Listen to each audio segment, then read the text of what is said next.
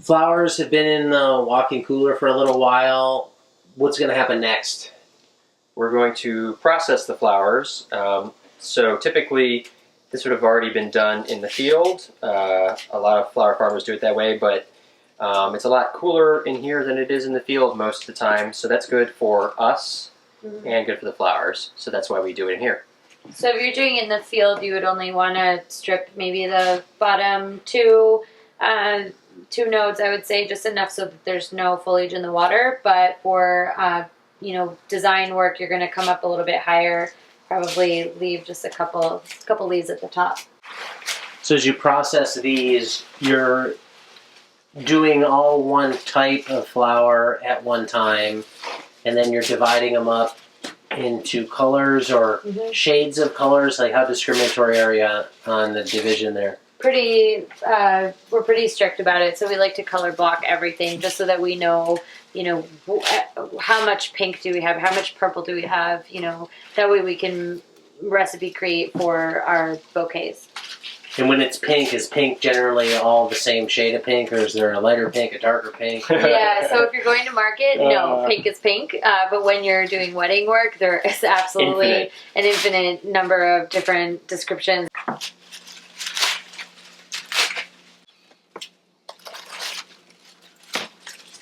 On a typical week, how much time are you spending processing what you harvest? Really small amount. We could do the whole harvest in the morning, come in after it cools down and do the processing and still have a good chunk of the day left to do maybe an hour for us. Yeah. It's like to do all of our harvest. We're harvesting to do 60 bouquets, so an hour to do roughly 60 bouquets worth. Right. And how much harvest time in that 60 bouquets would you say?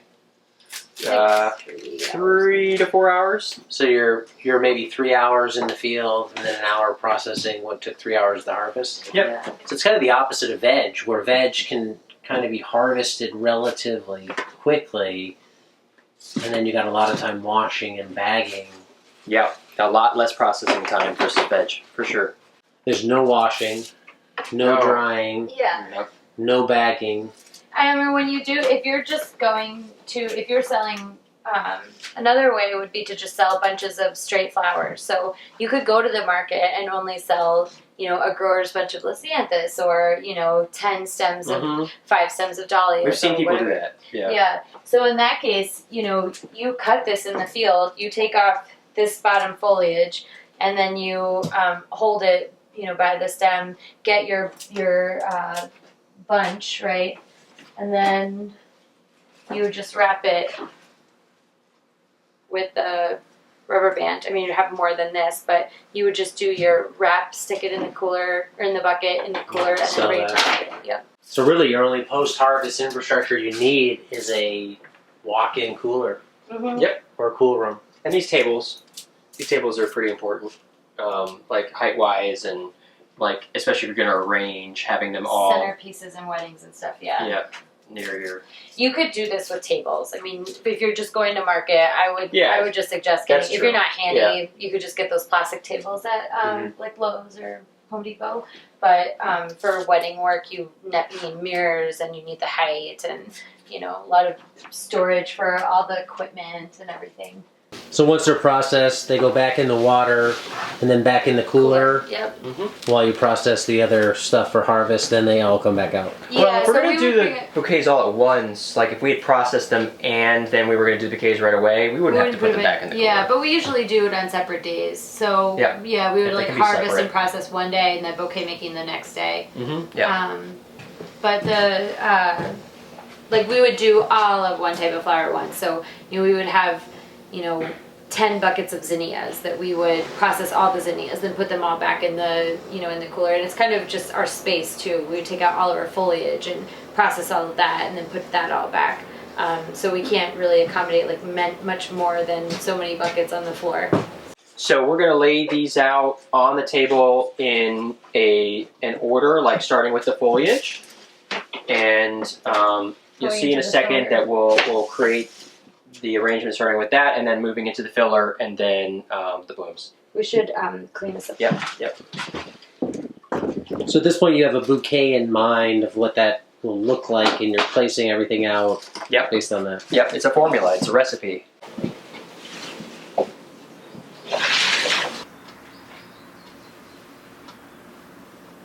Normally, Benny and Courtney at their farmer's market booth, they're selling a $10 bunch of flowers. And Courtney has a lot of experience as a florist arranging flowers, but I'm going to take a novice hand at creating a bunch. I'm going to try and make a $10 bunch out of this blocked out flowers in front of me here.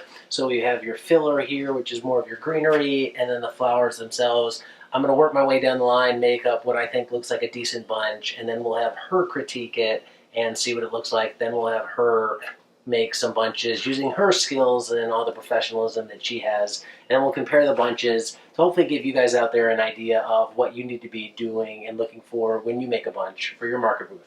I would suggest using at least one of everything. Okay. Because it's set up like it's set up like an assembly line. You just go down the line.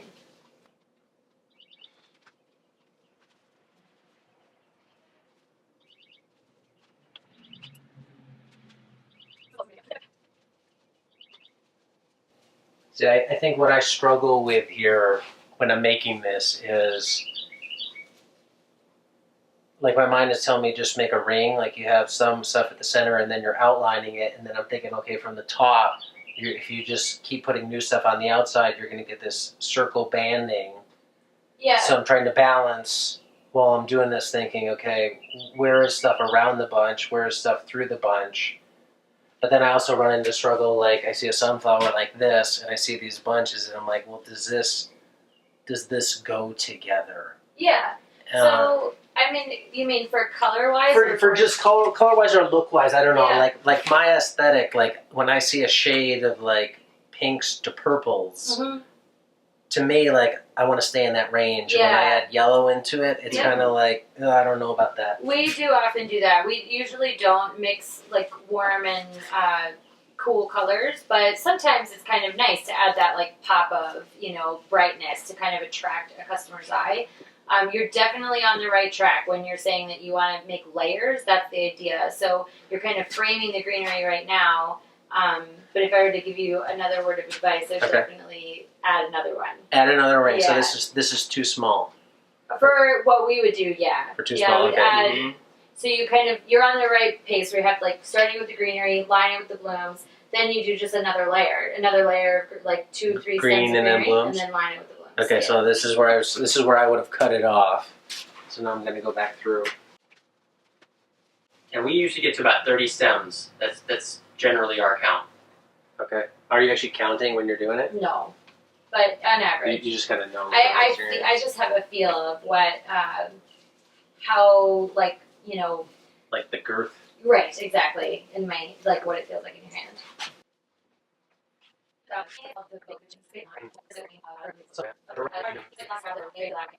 Alright, so I'm ending up here. Probably needs to be cleaned up a little. I don't know that I'm totally cool with like these being higher, but that's where I'm ending up.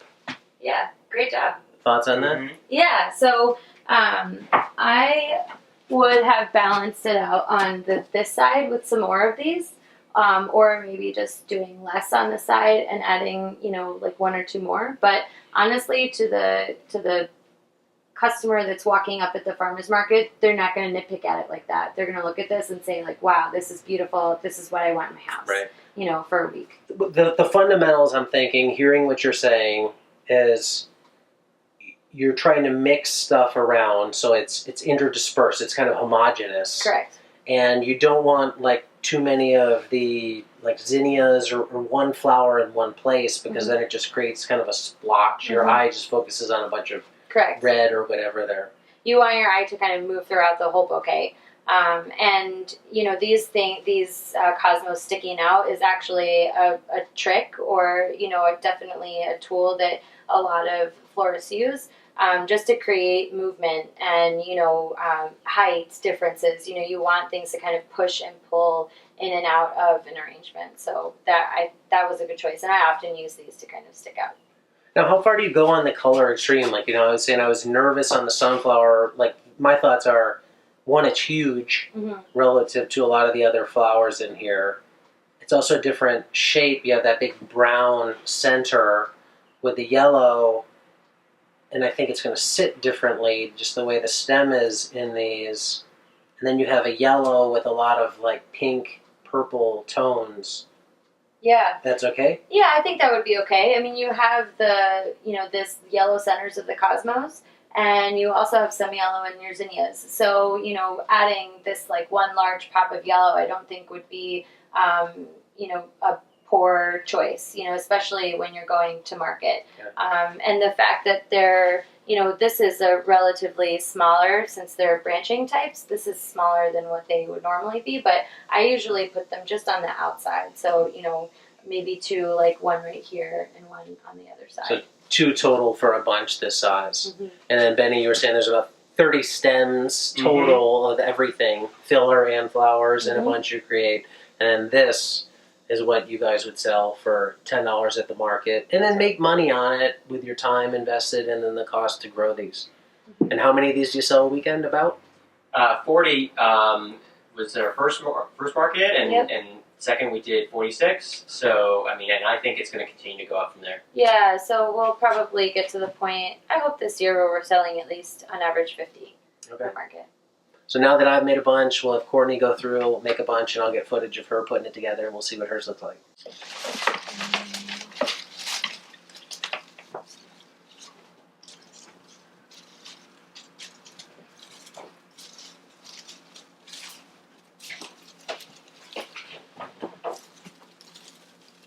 Oops.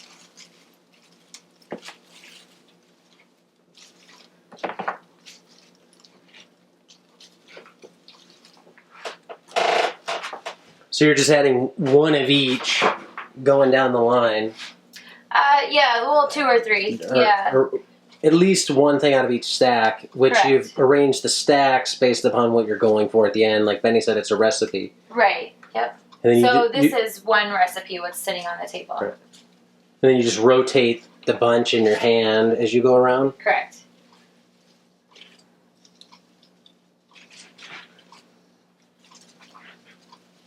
Sometimes, because I like to start with the greenery, so I'll just thread one kind of down through the middle just so that it breaks that up. And then I'll start all over again.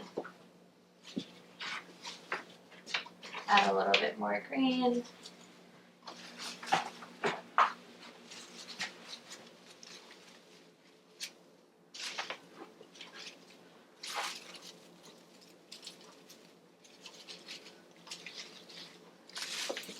And were you guys saying your time was per bunch? And now that you're pretty quick at them?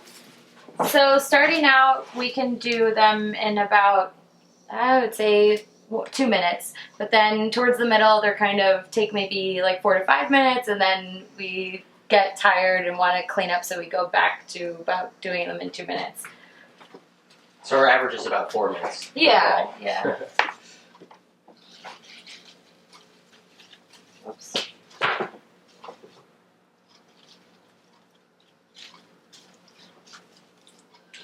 And I'm getting kind of close to the end here because I can feel that, it's getting like a lot of stems in my hand. So I might just finish off with the sunflower, maybe something kind of thin. Stick that guy up a little bit. And now a bunch cutter. Yeah. So typically what happens here is that Courtney will hand it Correct. off to me. Yep. So this is the assembly line. She's always making the bunches, and then I'll grab this. And you want to look for your shortest stems, and maybe sometimes pull those down just a little bit so that you kind of have an even cut. And then you grab your bunch cutter, and then you line it up with that lowest stem, or highest stem, I guess. And then you cut them all at one even length. And then at this point, I will band them. And the banding, it's actually better to take a rubber band and just put it around a few stems, bring it about 5 or 6 inches up, and then grab it like this and wrap it around a few times, and then put it again around a few stems. And then you're going to grab your sleeve. So you're not going around the whole bunch and just doubling and tripling it up. Right, yeah, you just You also want to think about separating it out down the stem as opposed to just keeping it in one spot in the middle. That way you really have all of the stems pulled together down towards the bottom, which will make it easier going into the sleeve. And then I'm going to pass my hands through and pull the sleeve up. So this part can be a little tedious sometimes. You've got some flowers sticking out, but generally it takes about a minute to get it in there. And this is generally where you want to have it lie so that, again, they're exposed just a little bit, but not too much. And then I'm going to take a rubber band here and just make sure that the sleeve stays on in place. And I'll wrap it twice.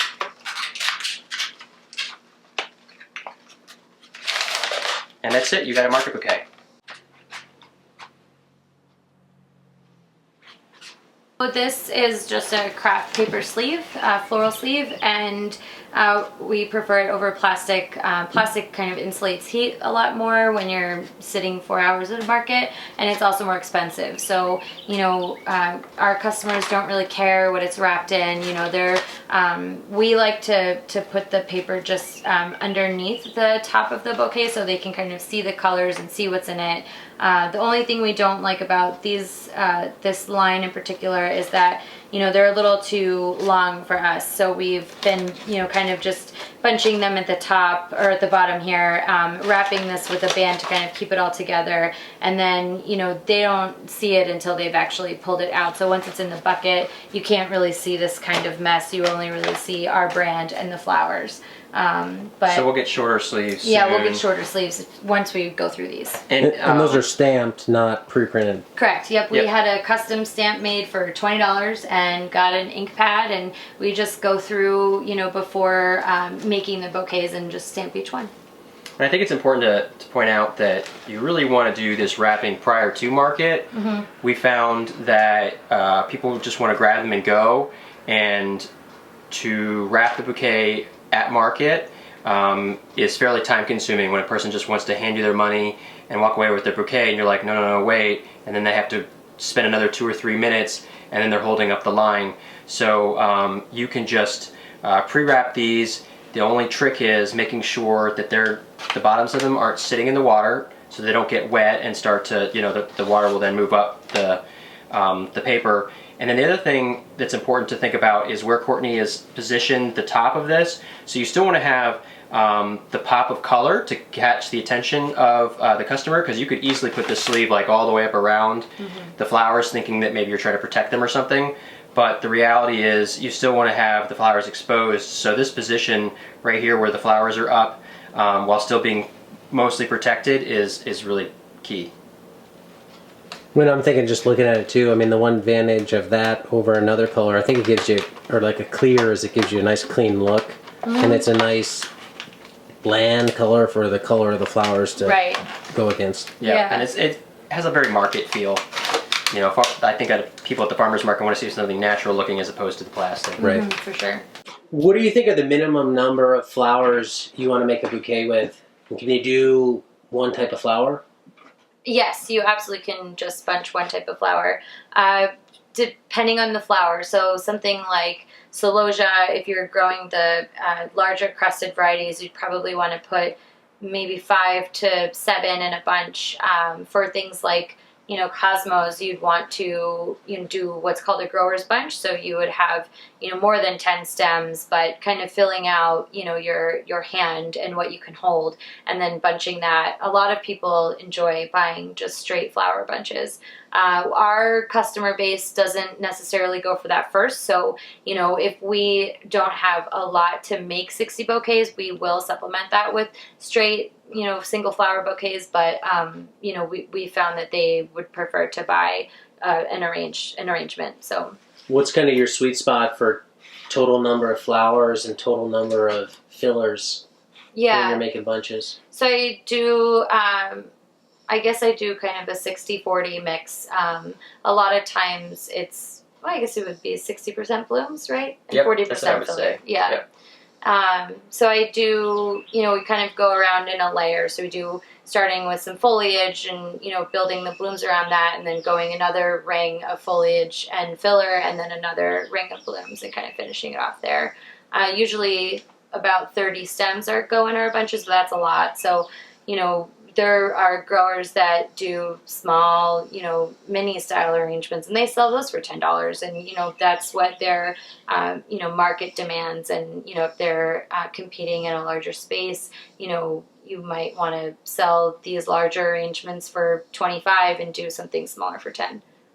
And then total number of different types of flowers if you're making a market bunch that you want to have on the table?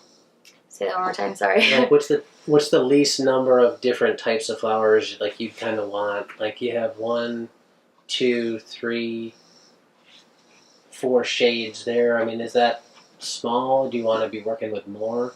No. How many choices do you want on the table? I don't like a lot of choice. It's really, that's tough for me. So I would prefer to have, maybe, let's see, 3 to 4 greenery and filler. I usually do 2 filler, 2 foliage. And then for flowers, I'll do something that has, a lot of air and movement, like those cosmos. And then, maybe two discs. We usually don't do 3. But sometimes if we have the extra sunflowers, we'll put 1 or 2 in there. So like a large disc and a small disc. So when you go to market, that is literally what you're bringing. Pre-made bouquets in those exact pots, and then you set those up on your market stand. Why do you like those? So we actually chose these for aesthetics first. So it is actually a bucket, and it's a black bucket inside that's has the basket lining on the outside. So when we're finished making the bouquets, we fill this with water and we put the bouquets in here, and then we store them in our cooler in this container. And we want to promote an experience when someone's shopping at our stand. So we've, kind of adapted a certain look, and this kind of fits within that look of what we were going for. And, as a bonus, when, we first went to market with these containers, we realized that they are insulating the water. So most floral buckets are black, which, when you're standing at the market for 4 or 5 hours, it just cooks the water, and then, things start to wilt or go by the end of the market day. So we've noticed that at the end of market, after being there for 4 hours, the water is still really fresh, really cold, and, the quality of the flowers hasn't really diminished much at all. So if you have a Saturday market, when do you want to be making your bouquets? Friday, Thursday? Yes. Thursday, I wouldn't go any earlier than that. So we traditionally harvest on Thursday, harvest and process on Thursday, and then, make bouquets on Friday, and then bring them to market on Saturday. For people that are selling bouquets, I mean, what's the simple advice to give to customers on how to best preserve the flowers that they're buying? So we purchased some packets of floral preservative from Johnny's. You can get a big box. That's actually lasted us quite a while. But if you don't want to use those, we give a packet with every bouquet. And we advise customers to, just put a little bit in the water. Make sure there's no foliage in the water. Constantly change it. You want to change it at the very least every other day, if not every day. And then just trimming your stems up periodically, every other day, every third day, just cutting those stems. And, every time you change the water, just add a little bit of that preservative. Another thing you can do is either using sugar, you can put sugar in the water, and that will, prolong, not as much as the preservative, but close. And the water you guys use is just straight water. You're not putting the preservative in your water. No, we don't. We do have a big bucket of it, but I primarily use that for wedding work. If I get product that's kind of looking a little iffy, I'll try to kind of revive it with some preservative. But no, I just think like straight hard water is the best. So these basket buckets are from an online store called Accent Decor. It's accentdecor.com. bouquet.com. You do have to have an EIN number to shop with them, but they are a wholesale market for a lot of different vases and containers. Sometimes we would sell a bouquet in a vase and command a higher price point for that. But we've, kind of transitioned away from that. So these are a bit of an investment, but they're absolutely worth it. How did you arrive at your current pricing? We adopted a technique that we learned from the veg world, which is to price it so that someone can just hand you a bill and the sale be simple. So like when we were selling veg, it was 1 for 3 or 2 for 5, and we found that everyone loved to do the 2 for 5, and they just hand you a 5 or hand you a 10, and that would be it. And it would be prepackaged, and they would walk away. It's the same thing with the flowers. We wanted them to be a single bill, so we thought at first that would be more like on the higher end, like 15 or 20, but the reality was that other people came in and started undercutting our pricing, and people weren't willing to go for the higher price point most of the time. And this is at a medium-sized market. You could probably sell them for more at a larger market with more demand or in a more affluent neighborhood, but where we go, $10 is sort of like where we've found people easily reach into their pocketbook. So we make it like irresistible to grab this bouquet, because at 30 stems for $10, it's like they're practically stealing it. But we sell them very simply and easily, and the transaction time is very quick.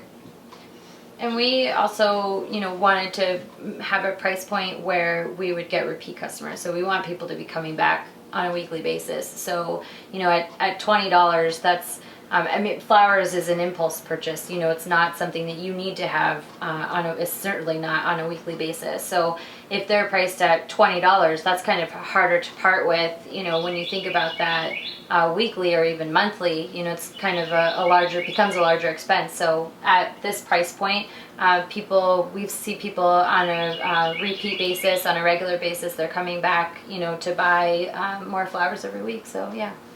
So everything at the booth, all one price, and it's really all the same thing. You don't have any real differentiation of product for the most part, and it's just $10, which makes management of customers and transactions really simple and quick. Mm-hmm. The only variety we have in there is that we will make different formulas. So we'll have like a very light colored white and yellow bouquet, and then a few moodier, darker color bouquets, so that people feel like they can look and choose what colors they prefer, but that's it. That's the only choice they really have to make. Mm-hmm. If you're going into a market where nobody is currently selling flowers, how do you go about setting a price, do you think? Is $10 a sweet spot? Like, can the farmer make money at $10? Or should you try and go higher? You're thinking of the repeat customer. How do you kind of balance all those if you're starting from scratch? So if you're already a veg farmer, especially, the investment in labor and infrastructure to start growing flowers is almost nil.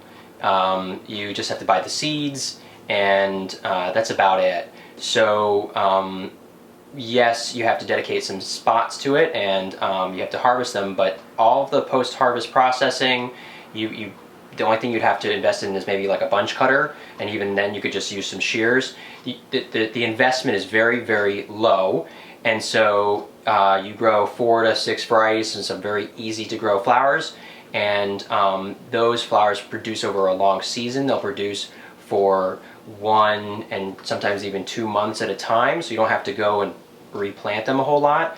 And then once you bring it to market, your time investment into that bouquet that saying you're selling it at $10 is very minimal. So you are making a good return on that bouquet. If you can get $20, go for it, especially if you're at an upscale, very heavily trafficked market.